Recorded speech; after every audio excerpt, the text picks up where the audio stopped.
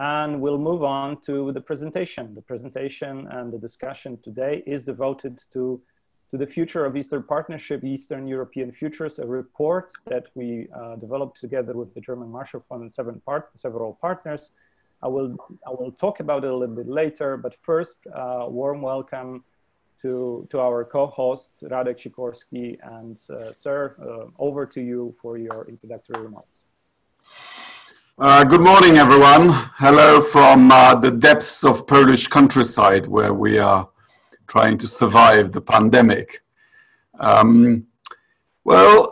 year ago, we had the 10th anniversary of Eastern Partnership, and Carl and I were invited to Brussels to the meeting with the heads of states of the partnership countries to take stock about what has been achieved and what could be done better. So let me cast your minds back those 10 years to 2008, when the Eastern Partnership idea was conceived in the Polish Foreign Ministry. We then invited our Swedish partner to be co-sponsors. The idea was to repeat the success of the Visegrad first triangle and then group, namely to convince the existing members of the EU that countries further to the east are not only capable of pursuing their own individual paths to association and some of them membership of the European Union, that they are capable in that process of collaborating amongst themselves. Because the association process is a somewhat competitive one, and there are always temptations to proceed at the expense of others.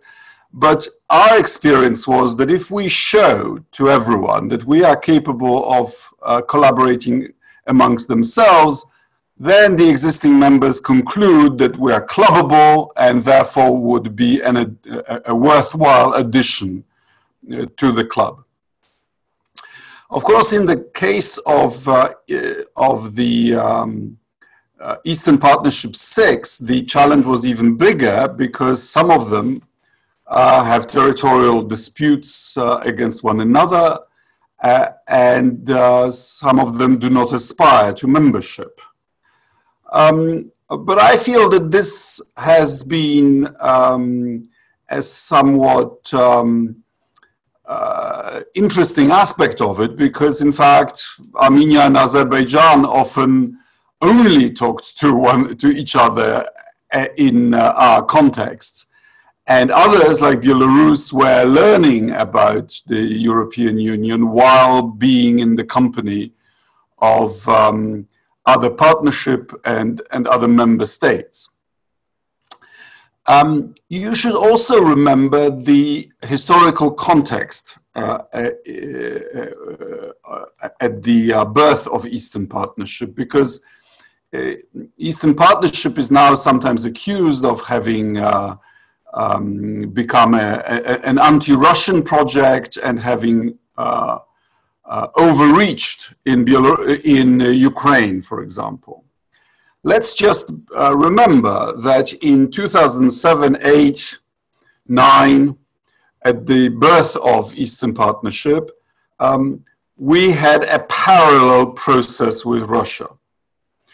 Russia herself refused to be part of the neighborhood policy of the EU because Russia is too big and too important. And therefore, we had a partnership and cooperation agreement 2 negotiation with Russia.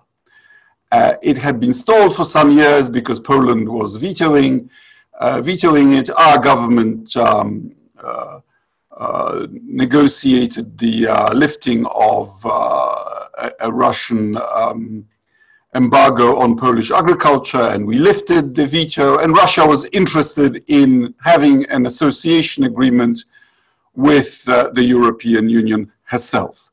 So there was no perception at that time that these were somehow competitive processes. On the contrary, they were parallel processes. More trade with Russia and more trade and an approximation of rules and standards with the Eastern Partnership 6. That was the idea. And then round about 2011, Russia decided that she was no longer interested in being on a trajectory that would take her towards greater proximity with the West. Russia decided that she was strong enough to create an integration pole herself. And that's when we had the ideas of the Eurasian Union and of Russia's own customs union, together with Belarus, with Kazakhstan, Armenia, and Russia hoped Ukraine. And that's when, of course, tensions started. Let us also remember that Eastern Partnership was meant to be the complement of a process that had already was going on for at least 10 years, possibly 15 at that time, namely the Union for Mediterranean, which was also the forum in which the EU was talking to countries in its neighborhood, some of which already had association agreements, although not as ambitious, and some of them aspired to it. And we had ministerials at Montpellier and elsewhere, and so these were to be two stabilization initiatives, one in the south and one in the east. And I feel that Eastern Partnership has done pretty well. We've spent, I mean, you have the figures, but very substantial sums of money on inoffensive but useful things, on things like better border management, so that as long as there are visas, people are treated with respect, and the border controls are done efficiently and politely. Cross-border conservation projects, cross-border tourism enhancement projects, help for medium and small enterprises. Of course, assistance in legal approximation, helping companies from Eastern partner countries to fulfill European norms and thereby be capable of exporting more. Then the processes of obtaining visa-free access and association agreement. Visa-free access sounds simple, but as many of you know, is actually very complex. Requires you to rebuild the entire interior ministry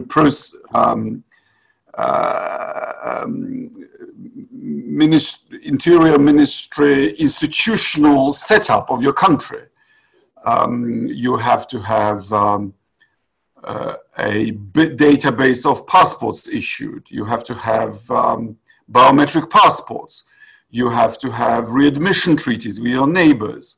You have to have physical control over your own border, and so on. And I think Eastern Partnership was helpful in that, and that's why 3 of the members have visa-free arrangements. And of course, the biggest thing was the deep and comprehensive free trade areas. Again, individual processes in which Eastern Partnership funds, I think, were helpful. Last but not least, things that we've done more recently, admission of thousands and thousands of young people to Erasmus+. And I understand there is now, we're in the process of including some Eastern Partnership countries in Rome, Rome as at home, or whatever it's called, program whereby we will no longer, and they will no longer be charged ridiculous amounts of money for using data while traveling between Eastern Partnership countries and Europe, which is good for convenience, but also for safety and many other things. We are at a point at which it's becoming clear that some Eastern Partnership countries are persisting in wanting a European future, and others, at least at this stage, are not interested. So there are temptations to differentiate. And of course, there's always been differentiation, but it was based on performance and on the free will of member states. And that's how I would prefer to keep it. And if there were to be any differentiation, it should be a differentiation plus, but not a differentiation that puts anybody's on some kind of back burner or in the slower or in a slower path. So I think Eastern Partnership has been a success. The effects of it were quite dramatic, as we know, particularly in Ukraine, where the issue of whether or not to sign the association agreement produced a revolution, the fleeing of a president, and territorial losses for Ukraine, but also greater democracy, more reforms, and a bigger commitment to aspire to European standards and a European future. And I think we should persist with it. The allocation of resources we've done on the basis of population, which means that more resources under the neighborhood policy go to the south where there are more people.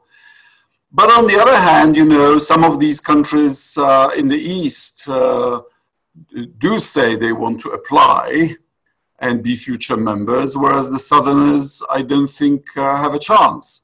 So maybe we should re-examine that part of Eastern Partnership's organization. I would love to hear from you how you judge, for example, the institutional setup at the European Commission for Eastern Partnership, and what the prospects are for enlargement in these difficult times. But I think once we've gone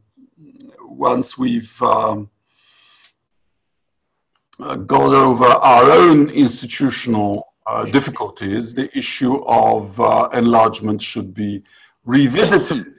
And I hope Eastern Partnership will have fulfilled its role in preparing aspirant countries for that day. Thank you very much. Thank you very much. It's a great summary and important question marks for the current state of affairs and for the future of Eastern Partnership. We couldn't imagine a better introduction to the exercise that we invite you all to take part in now at Visegrad Insight, together with German Marshall Fund and a number of partners. We engaged again in an exercise which is scenario building. It's not an exercise about forecasting or predicting future, but it's an exercise in mapping out, kind of providing intellectual map of the possibilities that are unfolding ahead of us, that takes into account a number of trends, a number of developments globally that are particularly amplified or they're pronounced in the region of Eastern Partnership. So with this exercise, we have invited a number of around 30 experts from around the region. Here are also some partner institutions and supporters, including apart from the German Marshall Fund, we have the Visegrad Fund and the Polish MFA that supported this with their grants. And importantly, the list of experts that took part from the countries of Eastern Partnership and indeed from the Visegrad Group countries that were led to this exercise with our partnership, specifically with Joerg Forbrig, Director of Central Europe at the German Marshall Fund office in Berlin. What we did essentially, we took a closer look at the trends, economy, demography, the trends on security, of course, but also we did not omit those that relate to the New Green Deal, those that are at the core of European discussion today, and several others. And we tried to take out of them in a format of first desktop research, our own collective effort to understand and to explain those trends, and then in a form of several workshops with the before mentioned participants to set up scenarios. A scenario setup here is something of a really business strategy exercise. However, it is not applied to a corporate entity here, but we're looking at 6 countries, 6 individual countries that are put in the framework, that are in the framework of Eastern Partnership, a policy framework designed as Radosław Sikorski just mentioned, it was an idea sponsored by Poland and Sweden, but it was eventually, it is eventually the European Union project, and with all members committed to it.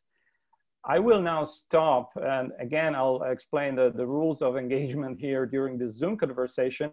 We will have 3 upcoming interventions. First from Joerg Forbrig, who will outline the scenarios, then from Miriam Lexmann, who will be the first respondent, and Alina Inayeh, who will be the second responder, after which we'll start Q&A. At any moment, as you like, you can already put in questions or comments into the chat box. I see there are quite many of them already.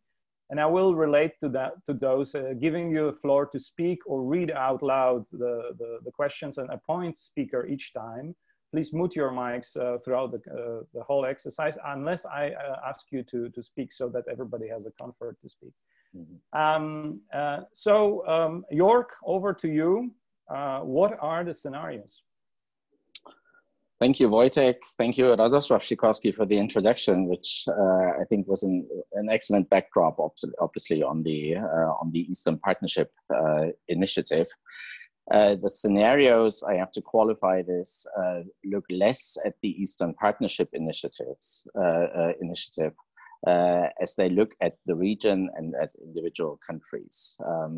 But obviously, the two are closely linked, because developments in the region determine what the Eastern Partnership is able to achieve, and vice versa in many ways. So we have 4 scenarios that emerged from this exercise that I want to briefly outline here. Let me again stress what Wojciech already indicated, that these are not predictions. These are scenarios that outline possible trajectories, that zoom in on key dynamics that we see at play in the region, but they don't aspire to be anything approximating forecasts. If we turn to the first of the scenarios, which we titled Pragmatic Integration, and this is probably the one that is closest to the status quo. It basically assumes a stability by and large of the current constellation between Eastern Partnership countries, the EU and Russia. The central dynamic here is pragmatism on all these sides. When it comes to the EU, we basically see that the EU, even more than so far already, abandons its political ambitions in Eastern Europe.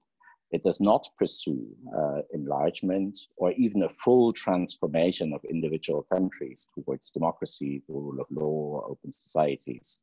Instead, what the EU does increasingly is that it focuses on basically material integration, on issues of trade, of connectivity, of infrastructure, investment. When it comes to the Eastern Partnership countries, for many of them, this shift to some extent by the EU may well be a very suitable proposition, because it does bracket a number of very hard political questions. So this is acknowledged. And for Georgia, Moldova, and Ukraine, we will see that the format of cooperation that has been developed with the association agreements, especially also the DCFTAs, will be not only preserved, but increasingly filled with economic meaning. For Armenia, Azerbaijan, and Belarus, this sort of economically oriented proposition by the European Union is also something that's, that opens avenues that haven't been there necessarily so far, because the political expectations towards them have been so strong, and in many ways a blockage. When it comes to Russia, Russia will certainly remain suspicious and even hostile to the EU engagement with Eastern neighbors through the Eastern Partnership, and it will certainly step in whenever it sees indications that any closer political association between the EU and these countries is progressing. But in the absence of any such signals, Russia may well tolerate an intensified economic cooperation, and perhaps even try to benefit it. If you think of larger infrastructure projects in the region, that these will obviously also to the benefit of Russia. So in short, in this first scenario, the Eastern Partnership at 20, that is in 2030, will probably look quite similar to the one that we see at 10, at this anniversary that we celebrated last year. It will perhaps have more substance, hopefully so even, but there will hardly be any political progress towards further integration of these countries with the European Union. If we shift to the second scenario, which we titled Russian Hegemony Revisited, there's more action in this scenario. What this scenario basically describes is a more concerted Russian push to re-establish its zone of influence in Eastern Europe, and also to deepen its influence in Western and Central Europe.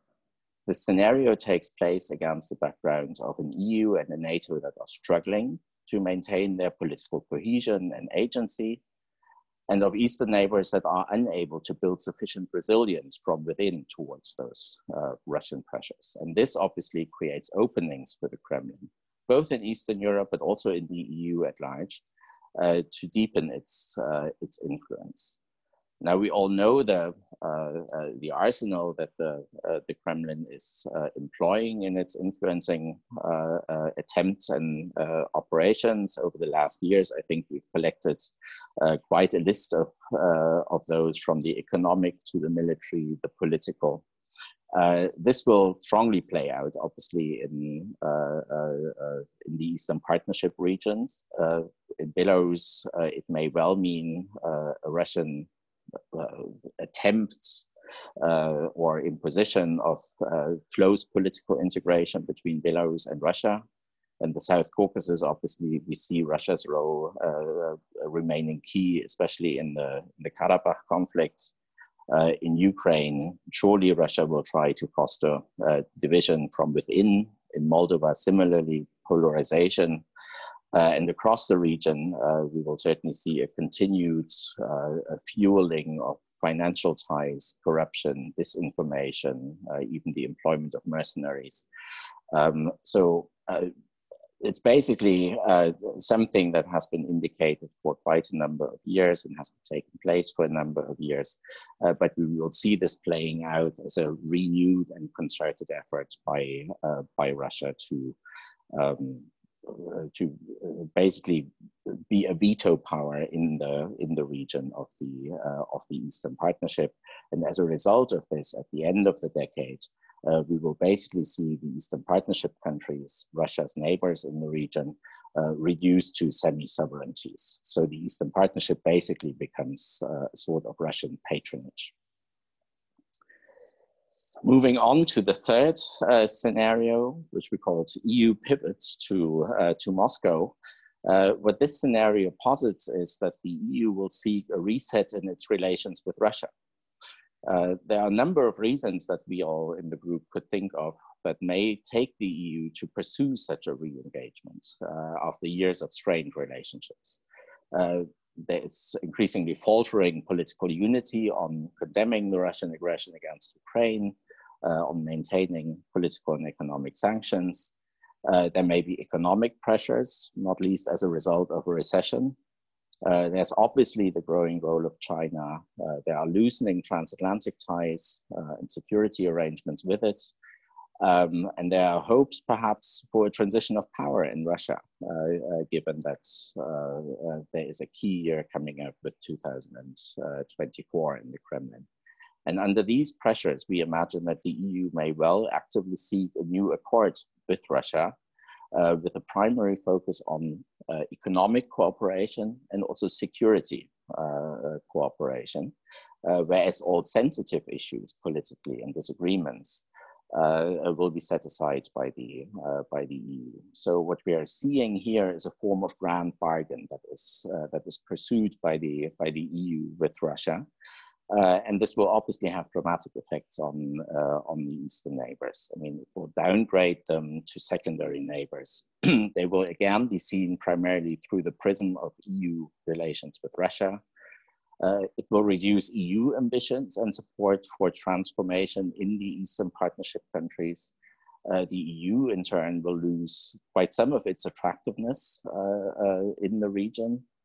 And Russia will feel emboldened to build out its influence again in the countries of the region, now that it sort of has the official stamp of a strategic partner of the EU.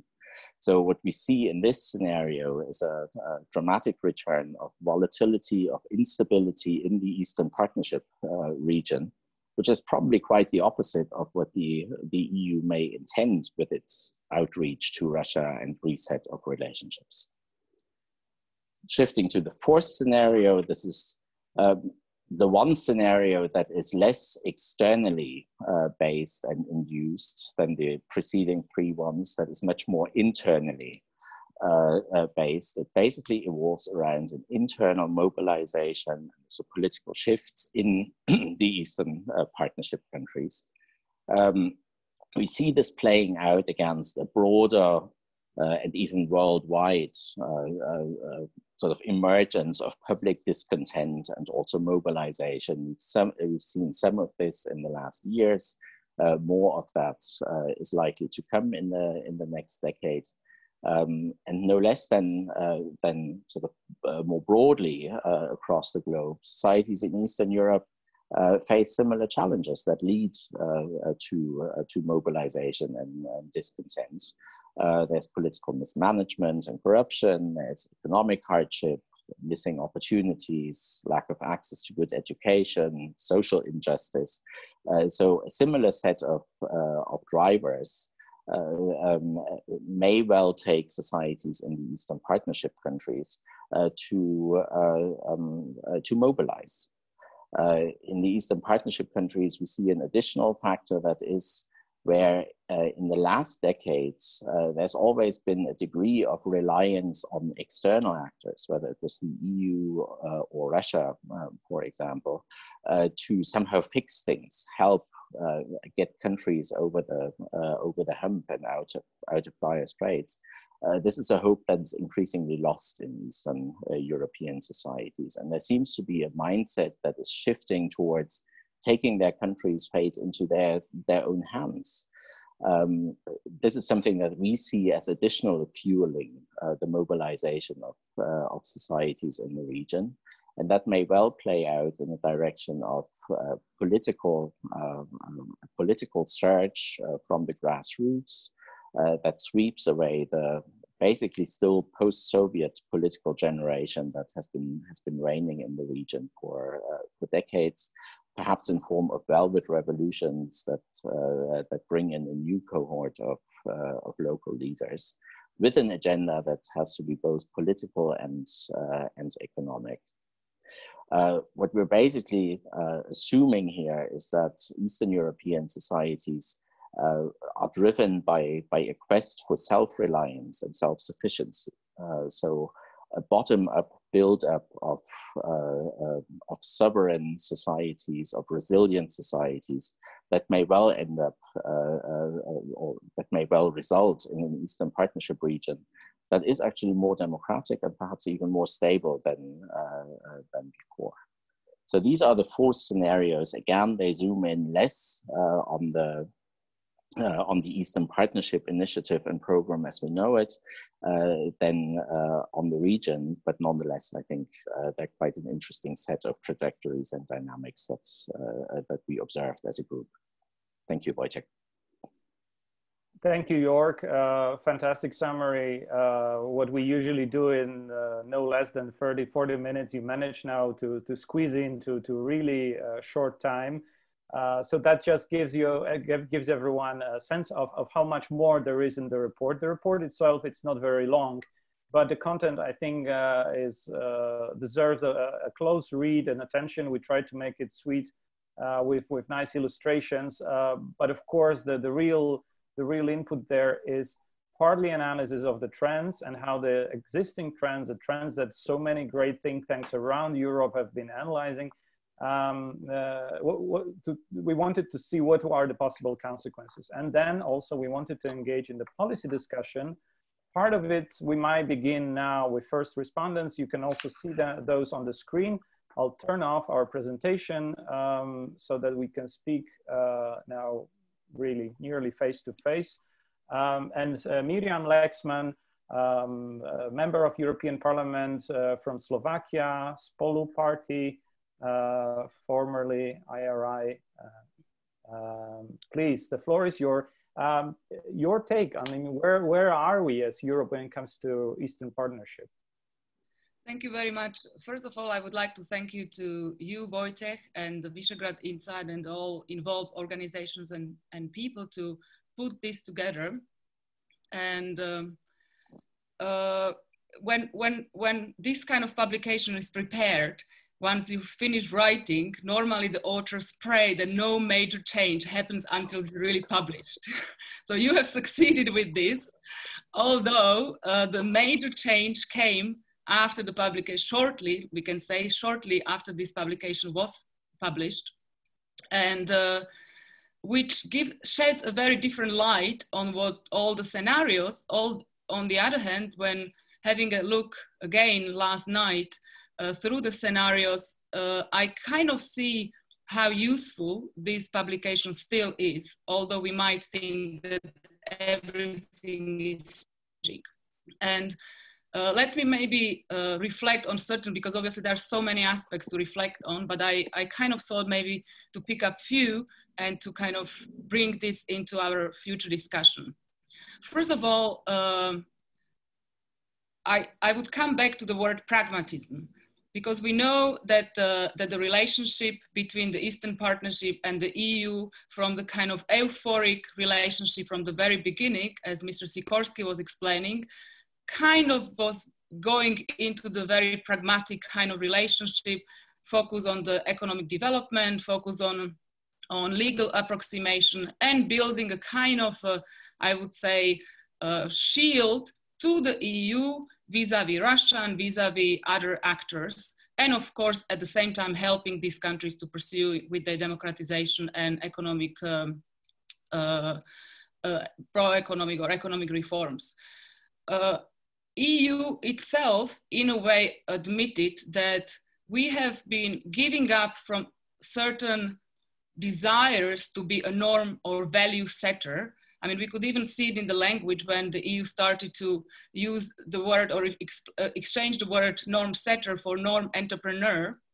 And I think this pragmatism, in a way, now is, in a way, might turn back to us, while the pragmatic approach to Russia and China has actually led into the catastrophe we are facing at the moment. First of all, maybe I just would mention that a couple of years ago, and with Joerg and Wojciech, we were working when I was still with the International Republican Institute, we were working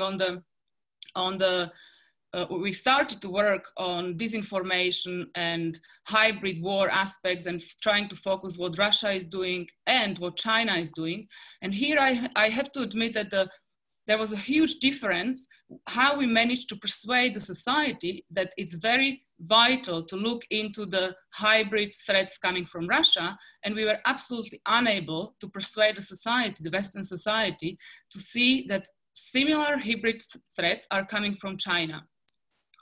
And for this reason, I think the way how we are going to reset our relationship with Russia and with China will have enormous influence on our relationship with the Eastern Partnership countries. And this publication was looking mainly on Russia because obviously it's an immediate neighbor, it has immediate influence, but the publication has also mentioned China, which I'm very grateful to it, because obviously, someone else talking. Go ahead, Miriam. Sorry. No problem. Because obviously the relationship with China now may play even major role in the whole setting of the geopolitical structure and our relationship with the Eastern Partnership countries. Maybe in these terms, I would say that as Joerg has nicely explained, the kind of scenarios in relation to Russia, where there might be a kind of extent of Russia's soft power, but as well as maybe potentially Russia might come to extend its hard power, especially now when the oil prices are dropping, they might have economic interests. We know that this led also into the attack in Crimea. So we might see these kind of scenarios. But in terms of China, China is using the smart power, the soft power much smartly. And because the world is now shifting even more digital, thanks to in relationship with crisis, because many things are happening online as we are doing now, I think that might give even stronger leverage to China's cyber power and to kind of leverage its potential as a power setter in the world through the cyber criminality, which is already pursuing. So I would say that this is something which is strongly related to actually our norms and our values, how we set up the relationship with Russia and with China, which will be according to our values. Because I think so far we were failing to set this relationship in the value-based way, and we were more focusing on the economic advantages this relationship were giving us. Maybe here I would say that I'm always coming back in my mind through these epidemics to the Churchill's words when he said that we should never waste any crisis or good crisis. Unfortunately, we cannot call a crisis good. There are people dying, but on the other hand, this is an opportunity to reset and bring again our values into our relationship with the global actors as Russia and as China, but also into the kind of individual relationship with Eastern Partnership countries. Because we know, for example, I mean, the relationship with each country is set also according to certain interests. There is a huge discussion if Belarus or Azerbaijan has a worse situation in terms of human rights. We know all this. I mean, you are all experts in this area. I'm not going to explain the issues, but I'm just saying that the values will play a strong role into the way how we reset the relationships. And about these opportunities, I would maybe say that these opportunities, or the opportunities this crisis is giving us, as the crisis is a kind of a living organism and gives and opens more doors for changes. And I would see here two kind of main doors. One are related to the way how we are going to set and under what conditions we are going to help these countries to recover from the crisis. Because this is very, very important, how we set the conditions under which we are helping and providing economic help to these countries. We have to be smart because we need to reflect in this relationship the geopolitical context more strongly as we were doing it now, and try to leverage our relationship through this economic support, which we so far were not always so successful to do so. In these terms, yes, Wojciech? Miriam, I think I need to ask you to wrap up now, just for... Okay, so then I will just maybe say one more thing which I wanted to mention, and is the democracy support aspect, where I see that the crisis is making a big difference between what we saw as a civil society so far and the civil society we were supporting so far, which were the kind of NGOs, think tanks. And now we see a kind of genuine civil society, organizations which are helping the poor ones and affected ones by the COVID crisis. And I think this gives us a more kind of opportunity to go really to the ground and reach out to people we were unable to reach out to so far.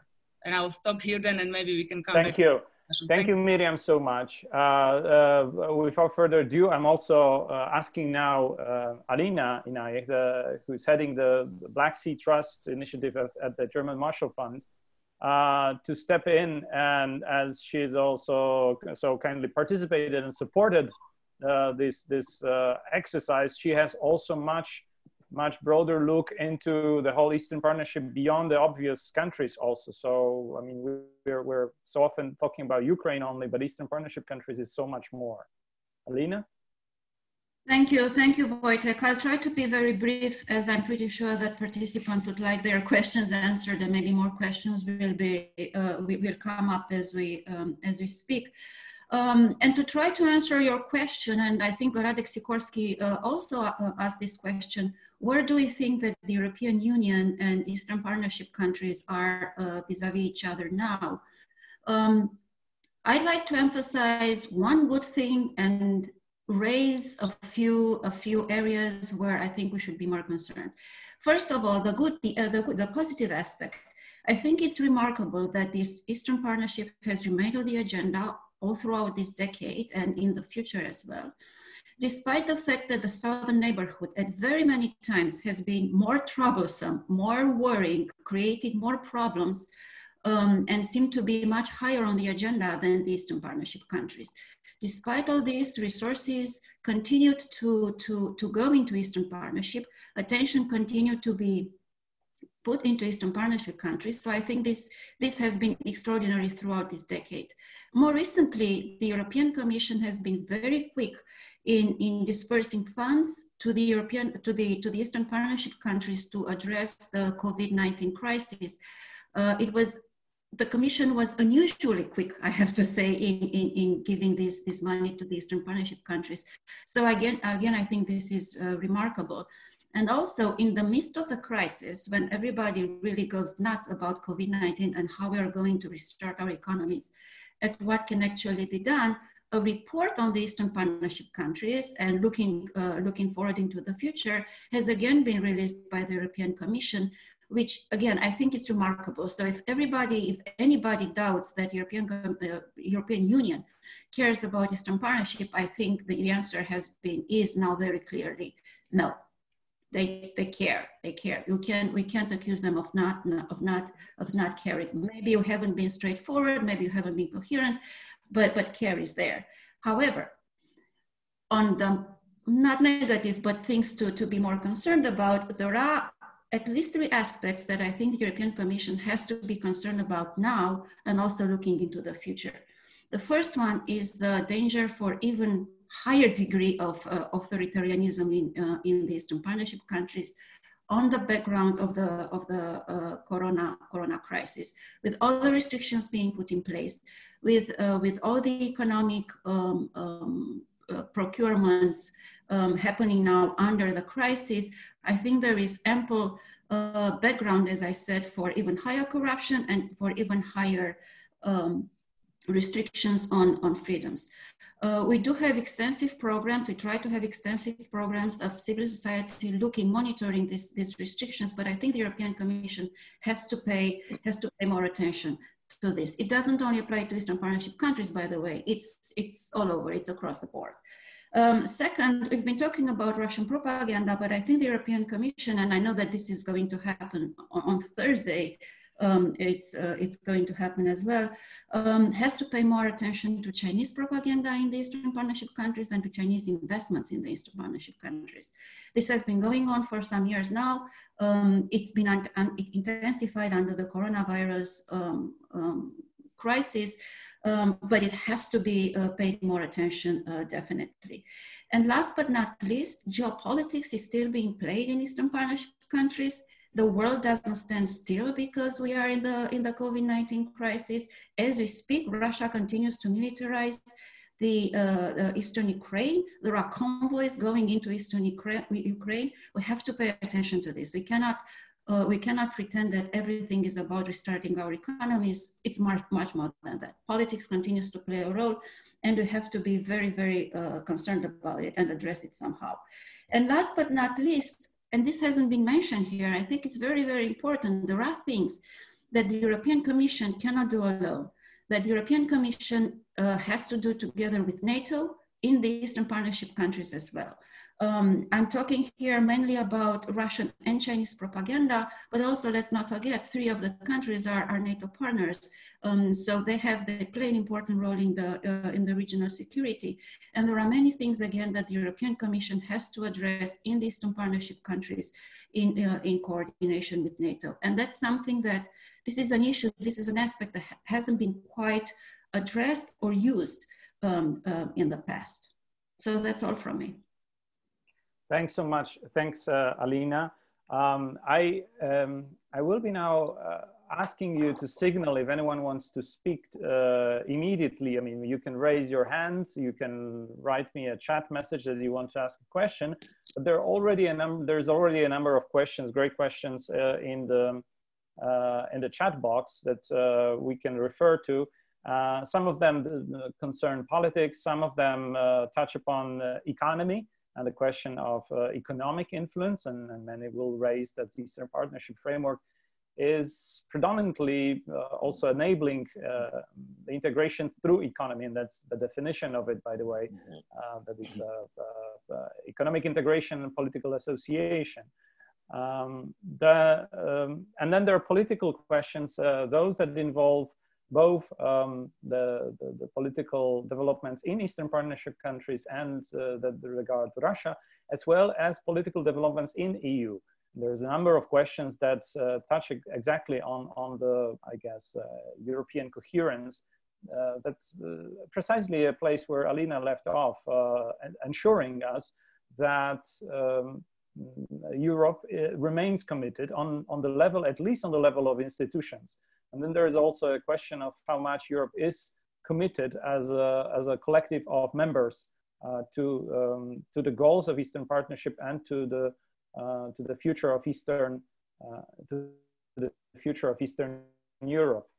I have no good way to pick among them except maybe the order how they were asked. So. Thomas Buchsbaum, are you with us? Do you want to ask your question, or should I read it aloud? You can read it, Wojciech. All right, thank you. So there is a practical question: how to keep partner countries within themselves, as well as member states of the EU within themselves politically together, at least to an extent necessary to assure some progress of the EAP. I guess this is a question both to Radek Sikorski, who reminded us at the very beginning these were the political goals of the set forth for the Eastern Partnership, as much as to us when we were drafting the report. I see Radosław Sikorski is still with us on the participants list, but I don't see him on. Hi. Yep. Okay. Would you take this, sir? How do we ensure that actually Eastern Partnership countries, well, under these very circumstances, also are kept together, and the Eastern Partnership prevails as a format where they integrate also somehow between themselves or coordinate? Well, I think the fact that they attend the summits is proof of our continued attractiveness as a source of soft power, because if they thought it was unimportant to appear, to show up in Brussels, they wouldn't come. So in their perception, there is still some value, both in domestic politics and in international politics, to be seen to be partners of the European Union. So we've used this hitherto, and we should continue to use it. Wojciech, may I add something? Miriam, go ahead. Yes, I would like to add something because... Yeah, Miriam, please. Yeah, now the European Parliament is preparing a report on the Eastern Partnership. Mr. Sikorski is actually the shadow rapporteur for the EPP group. And I would say maybe here what I think is very important, that we will give those countries who will be more advanced certain more more carrots because of their success. And I have written a publication with Mr. Duleba from SFPA from Slovakia a few years ago, where we were actually asking that the AA countries, or countries which will be more advanced, but now it's the AA countries, would have at least access to comitology. Because I think that what is absolutely vital, that these countries are becoming somehow part of our shared market, common market, and it will be absolutely vital if they can take part, as Norway, for example, can, as an observer in the comitology meetings, where they could learn how the EU structure works, how the decisions are making, and this will be enormous advantage for them to be among the heads of states or leaders from the member states, which will give them information, which will give them understanding how things are running and understanding of our policies. And I think this could be something we definitely need to think of. And Mr. Kubilius, I think he's probably with us here. He has actually also lots of great ideas into this direction. So I think this is something which we need to help in order to bring these countries closer to the European Union, and that could be one of the steps. Yes, I think Radosław Sikorski has something to say here, yes? I think this would be a reasonable use of the principle that's been in the Eastern Partnership from the start, which is to say more for more. If you go through the disciplines of enacting in your country a deep and comprehensive free trade area, you should be rewarded institutionally for it. I'm in favor of that, but not necessarily in creating categories of membership. Mm-hmm. Thank you. Wojciech, yes. Wojciech, if I may, my understanding of Thomas's question is slightly different. My understanding of that question is how we can ensure that individual EU Eastern Partnership countries don't engage only in an individual sort of race towards the EU and improvement of relationship and more substantial cooperation and integration, but also degrees of regional cooperation and integration amongst themselves, whatever their exact sort of place on this spectrum in engagement with the EU is. And I think this is where there is a lot of space in areas like infrastructure, communication, energy. Some of these are projects in the region that are part of broader European, trans-European networks. I think this is where you can relatively quickly sort of advance also material integration amongst the countries of the Eastern Partnership and amongst those EU countries easternmost that border the Eastern Partnership region. So my understanding is more on that end, that we should be careful, and I think Radosław Sikorski also said this, that we should sort of be careful of giving a privileged status to some of the countries of the Eastern Partnership, but rather see this as a whole, whatever their ambitions, frankly, and to make sure that there is a a progressing degree of integration amongst the countries of the region and with those easternmost in the EU itself. Mm-hmm. Okay, thank you very much. Let's move to another topic, which is economy. Magda Chat asked this question about the future of economic development of Eastern Partnership countries. And indeed, in the report, we hint to the trends that we currently observe. No doubt, economic integration with the EU is successful and it's progressing in every of the country of the Eastern Partnership, with the volume of trade as an example to that, and also a number of investment that will secure the future economic integration of Eastern Partnership. That no doubt is taking place. We at the same time see that there is an increased volume of digital services in the volume of trade, which is also remarkable, raising up to 10% of the total volume of trade in countries like Moldova, and to virtually zero when it comes to Azerbaijan for a variety of different reasons.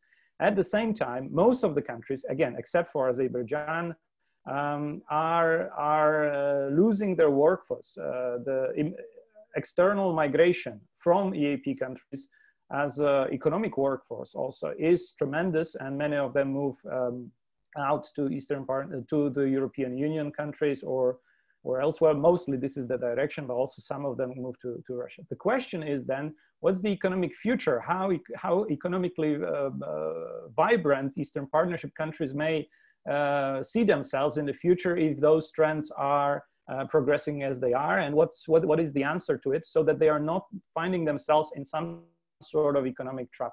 Magda Chat, she hints to middle income trap. I'm not sure this is really that trap ahead of them, but nevertheless, the economic impulses and the economic developments, especially as we are now looking into the years of recession, or a year of recession, hopefully not too long, is very much on the agenda.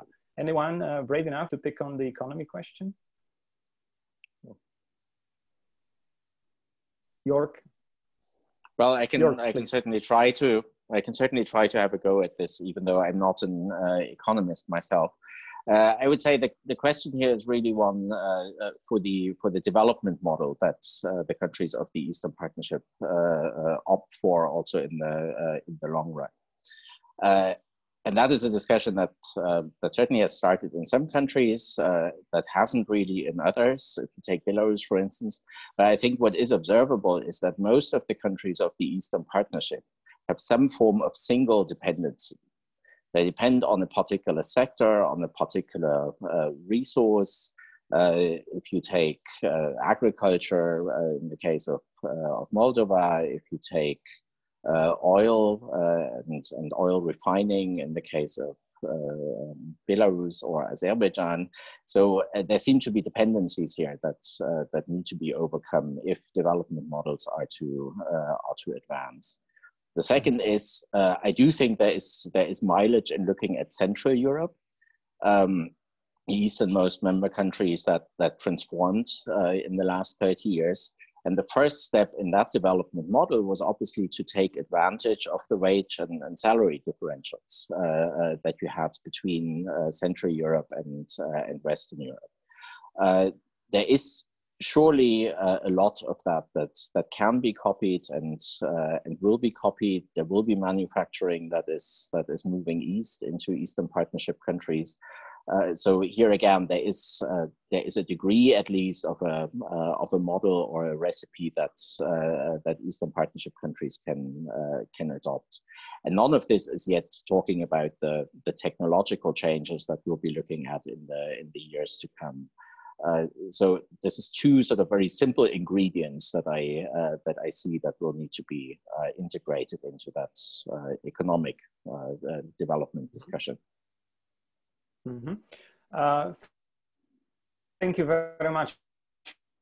We'll move now to questions, a couple of questions from the YouTube audience that now Trajanowski has just copied into our discussion. Oh, Alina, do you have something to add here? I wanted to add something to what Joerg said. First of all, I think to a certain extent, this is unavoidable. It's not only this trap, whatever it's called, that the professor was describing. It's not specific to Eastern Partnership countries. It's the same for all less developed countries. So I think to a certain extent it's unavoidable. We should be concerned about it, but I don't think that their economy should be built around avoiding this trap. As Joerg said, it's a new economic model that they have to adopt. It's developing their economies that they have to think about, but none of this will happen unless corruption is tackled. As long as the level of corruption in these countries remains as high as it is, I don't think we can talk about any economic development or about avoiding any sort of trap. Okay. I will now ask I'll ask the questions from our YouTube audience on behalf of our YouTube audience. Dmitro Shkurko from the National News Agency of Ukraine, Brussels correspondent, asks these two questions that I think need good quotes from Radek Sikorski and Miriam Lexmann. First,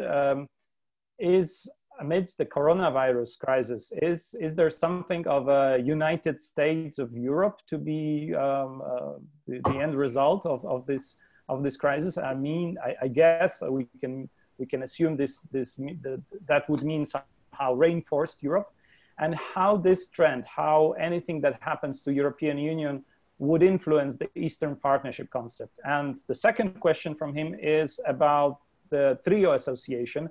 We also report on this in our publication. There is something that we see in the Eastern Partnership countries, that Ukraine, Georgia, and Moldova definitely see themselves on the forefront of Eastern Partnership goals, and they are willing to commit much more ahead even of the summit expected in June. Is that something to be expected to formalize, to be recognized on the level of the EU? So I would ask Radek Sikorski and Miriam to respond to those. Hello, can you hear me? Yes. Yep. I believe I've already answered the second question, namely, I'm in favor of more for more, but not of categories of membership, particularly if they were to leave anybody behind. On the first question, where I wish that was the only prospect, namely a constitutional moment for the EU in which we decide that we need more coordination at the center because member states in this crisis have broken the treaties, because some of them have behaved selfishly, and therefore we need a commission and a council that can give more binding judgments to member states in future, and that the scale of both the health and the economic challenge is so vast that we need to mutualize some of our health insurance and health capabilities and our financial raising powers, and thereby make our union indissoluble. I'm not sure it's useful to talk about the United States of Europe, because the EU is very different from the United States. The states of the EU did not start as sovereign states. We do. I think Switzerland is a better approximation. But we do have this problem, namely that we are a confederation, and in a crisis, particularly, members of confederations throughout the ages have cheated. And if you cheat, then you don't achieve your collective goals. It's not just COVID-19. Stakes have risen because if you look at the EU's geopolitical reality 10 years ago, 10 years ago, as I mentioned, Russia wanted an association agreement. Britain was a member. The United States was supportive of EU integration. China was more or less supportive and certainly took advantage of the single market, and nationalisms in the member states were dormant. Today, all these forces are working to destroy the European Union. And therefore, I think the question is, can we survive it? I can't quite see the politics aligning in favor of overcoming the constitutional moment with the correct answer, namely a transition from a confederation to federation. And without that, I'm not sure we can survive. With my students at Harvard, we studied the fate of all historical confederations. And the conclusion is very simple. Either you make yourself into a federation, like Switzerland, like the United States, which I remind you was a confederation in its war against the British under the Articles of Confederation. So you either become a federation or eventually you collapse. And I just hope that this crisis persuades people this way rather than the other way, which namely that, as Kremlin propaganda would have you believe, the EU is useless and only member states can protect their citizens. Thank you very much. Miriam, do you have anything to add? Yes, please. Yeah. If you may, shortly, 2 minutes. Sure, I'll try to be brief. Maybe two aspects. In terms of the EU, I think what is vital is not where we are heading and how we call it, but what we do.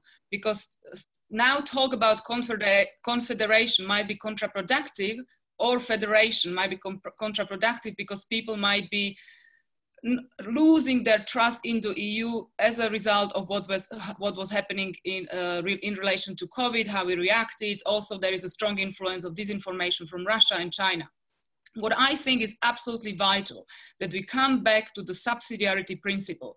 In healthcare, we realize that healthcare is with the member states, although certain aspects of healthcare should be with the EU, which relates to the pandemics and something which involves all the countries. So I would come to the core discussion of the subsidiarity. In terms of the Eastern Partnership countries, I completely agree with Mr. Sikorski that we cannot make a division between AA countries and the rest of the countries just because of the way of how their treaties with the EU are set at the moment. I will say one example. The civil society, as I said before, is in a window of opportunity. We see Moldova, an NA country, where the civil society is not very active now during these pandemics. On the other hand, we see Belarus, where the civil society is enormously active. And that's a window of opportunity. So of course we have to embrace this and we have to support this window of opportunity in one country, which maybe doesn't belong to the kind of top level countries of the AA. So this is, we have to be very distinguish how we approach and how we use every window of opportunity. Thank you very much. Now we have remaining 20 minutes, 19 to be precise, with 3 outstanding questions that I will ask in a moment by Paul Taylor, or ask Paul to ask it, Paweł Havlicek, and also Vera Rychackowa-Pachta. But before, let me give floor to Mykola Toczycki, the Ukrainian ambassador to the EU, to give his comments. 3 minutes, sir. Thank you very much. Hello, everybody. Thank you very much, first of all, for this 4th scenario and for your job. Really very interesting and very professional approach. For each of maybe scores, but for Ukraine it doesn't fly for many reasons. First of all, we hope that during the next 10 years we became a member of EU, like other 2 associated partners. Second, we in Ukraine, majority of those which follow the history closely with Russia, cannot believe that Moscow can change the attitude. Maybe Moscow can be weaker, stronger, but attitude will be the same. Moscow consider the neighbor as a zone of influence, and they will continue to do so. Even now, example, like Miriam and other colleagues elaborated, we all fighting COVID-19, but Moscow continue to attack aggressively, doing a cyber attack, continue hybrid information threats, etc. That's why we need to continue our way to not only implement association agreement and DCFTA, but also to use each of possibility and also Eastern Partnership to for our deeper integration with EU. We really believe that it's helpful for many reasons, and each of scenario you can have an explanation why. I think the issue of division between 6 of us is just a conversation. Why? I can tell you, if you have something interesting for 6 of us, for example, connectivity, road building from, I respect a lot, one of the founder of this Eastern Partnership Strategy, Minister Sikorski, from Gdansk to Odessa and through Odessa to Batumi, and after that to Baku, you can have already very interesting project which will connect 6 of us. If you look on the geography, so how to make a Eastern Partnership project more interesting? Just involve us a little bit more. Telling about institutionalization. Look, invite 6 of us for ambassadorial meetings in COAST or EU, open like it was in '94, some kind of special places for 6 of us in a council. Invite our students and civil servant to work with the EU institutions, just to show how to deal in a new reality. It means that each of scenario very interesting, but not how to say implement. Maybe it's interesting for some of EU countries, but those which know very well what does mean to have a big neighbor, it will not fly. That's why let me tell you that Ukraine has a right, and absolutely doing this, to think that we would like and we will become EU country. We don't have any other how to say possibility, because we already are paying a huge price. Occupied Crimea, 30,000 Ukrainians killed in the south, and we do not have any moral possibility to go in other direction. We should continue to implement what it was proposed during the Orange Revolution, during the Maidan, and again, EU don't have a right also to make the mistake. Remember this.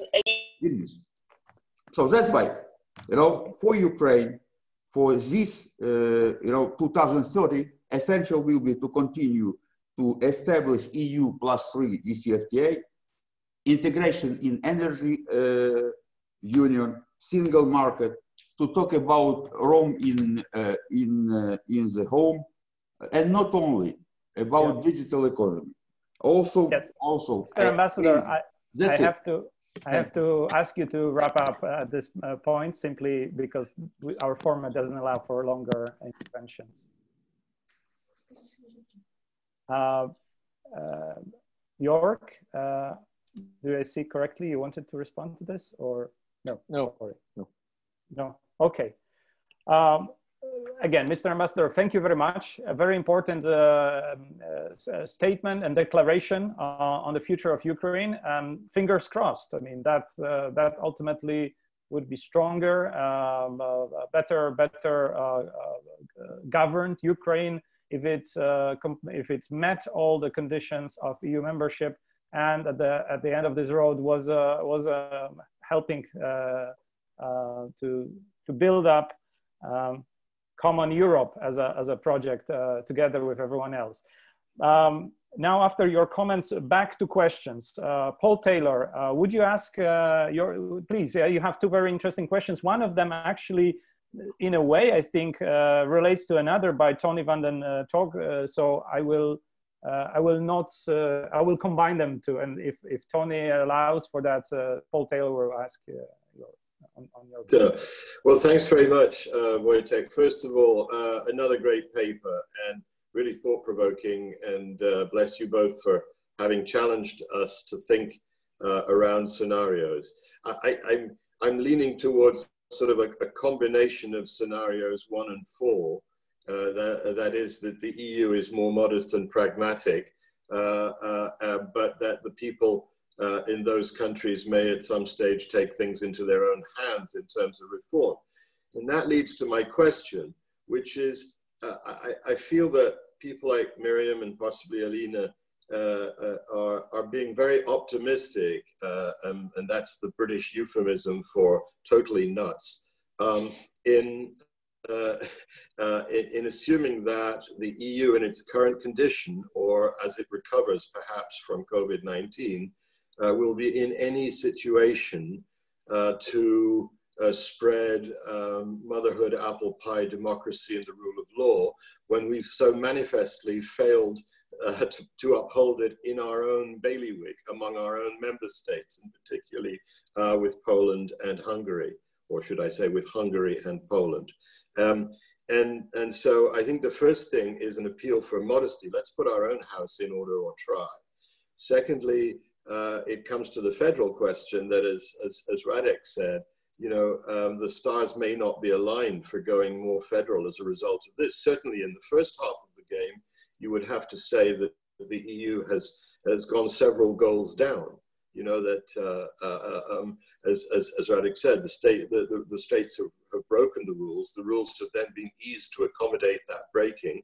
And you can see governments from Vienna to Berlin quite enjoying the newfound national powers that they've assumed during the crisis. So the idea that they will collectively give them up is perhaps a triumph of hope over experience, but it's worth trying for.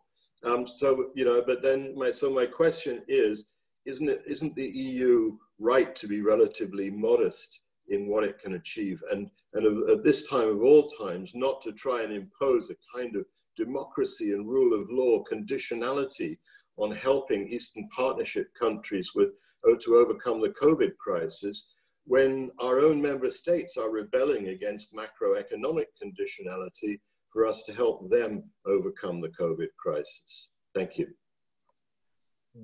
Well, Paul, great questions, and only 9 minutes left, and we shouldn't be using all of that time as there are other questions, but Joerg, would you care to yeah? Happy to respond. Thanks a lot, Paul. Great questions, and thanks also for the praise.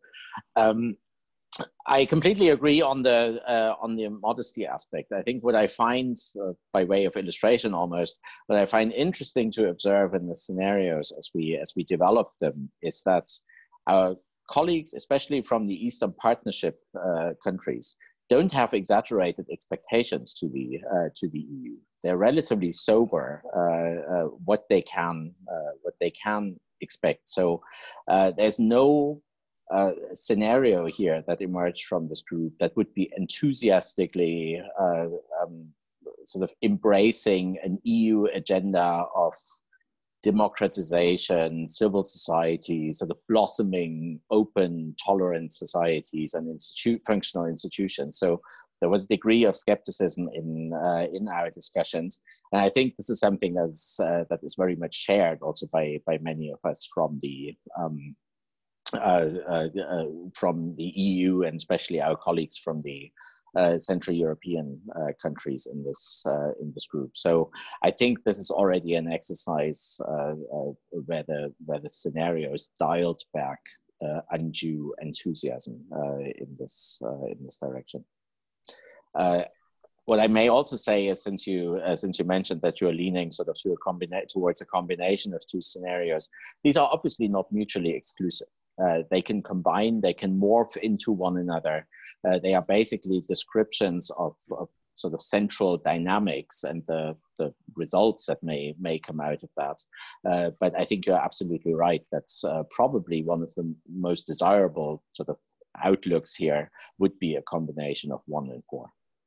Mm-hmm. Thank you. I saw Miriam wanted to add something, and Alina, 1 minute each. Okay. Yes. I think that I have to answer because I was called not. I mean, I don't think in my views, I never said that we are going to change the world and make it ideal at the moment. I was talking about using the windows of opportunity, maybe the opportunity in Belarus now in terms of the civil society, the opportunity to maybe in Ukraine to set right the offer to the society to fight against the pandemic. So there are opportunities, and we have to be smart, because I'm aware that our power is actually shrinking, also because we will be suffering and we will be hit, and we are hit by the pandemics. Coming to the EU and to the second part of the question, I do understand that there are strong divisions among member states in terms of their readiness to be democratic, or the level of how democratic they are. Although here, in relation to Russia and in relation to China, I don't think we can talk about Hungary and Poland as the big examples of failing states. I think the British economy is more corrupted by Russian and Chinese money than maybe the economy of Slovakia.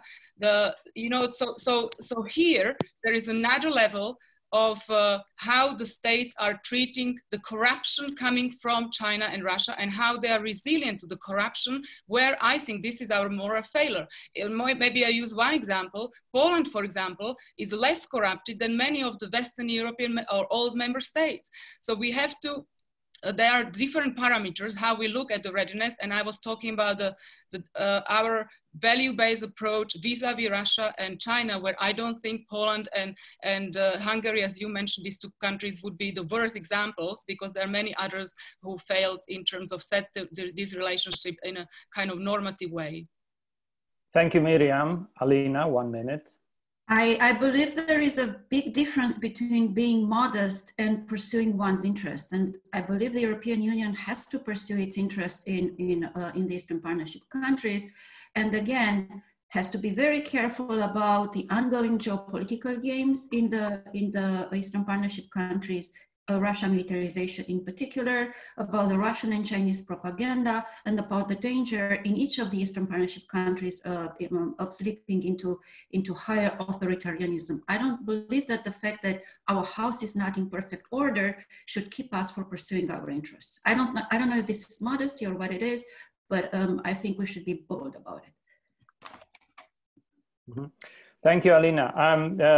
As there were 2 questions asked on the chat, these will be the last questions, and I'll ask Radek Sikorski to answer and summarize in a way, because they are again back on the European Parliament grounds.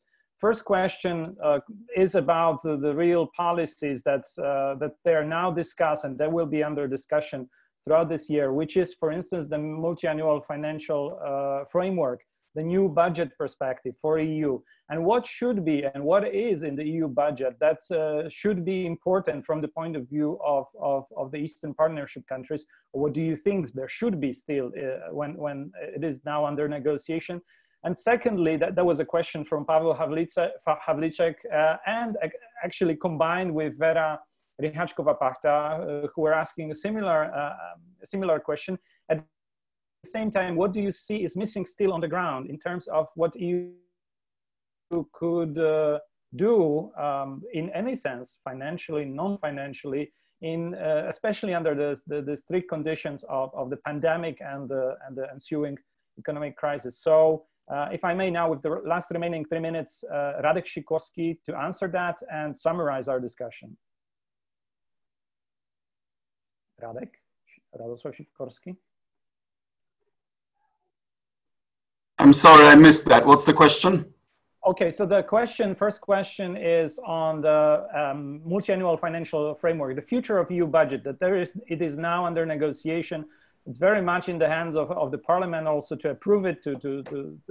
What do you see? What is there when it comes to Eastern Partnership? What is relevant for Eastern Partnership framework? Secondly, what EU can do financially, non-financially, on the ground in Eastern Partnership countries to ensure the goals of Eastern Partnership are upheld? On the MFF, you need to talk to my colleague Jan Olbrycht, who is the person responsible. I regret very much that, the defense budget is under threat. And of course, it's, as you know, it's all up in the air because of the pandemic and the changing of the rules, both of on budget limits and on how we spend the money. There are even some ideas to go to only a one-year budget for this crisis time, because we don't know what our revenues are going to be in 2 or 3 years' time, actually. Because we are facing the biggest economic challenge since the 1930s, and it will be very difficult to agree anything now that everybody will have less money and much higher debts and deficits. But I don't regard myself as an expert on this. What I do know is that our nationalists like raising border controls, but the virus doesn't respect them. And I'm sure that both the cure and the vaccine will result from international cooperation. And we need to think about, for example, rules of sharing out the vaccine, whose production, even once we have it, will take months, and who will get it first? How do we share it? So I think there's plenty of need for deep international cooperation,